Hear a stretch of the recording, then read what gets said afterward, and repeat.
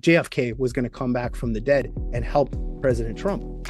I heard this one. Yep. And you, the natural reaction to that is you're thinking, oh my gosh, you know, like what kind of insanity is this? How you come back from being dead all these years later, and then you know, it doesn't make sense. So you want to laugh about it. But if you laugh at somebody that believes that, they're just going to buckle down. Right. They're going to dig in more.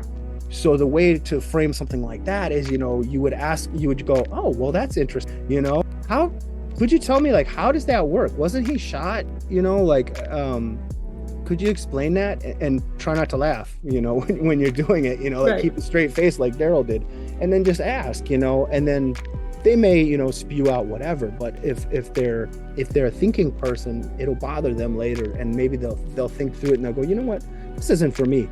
It doesn't make sense. That's a really weird thing to think. And maybe some of the other stuff doesn't make sense either. And they start questioning.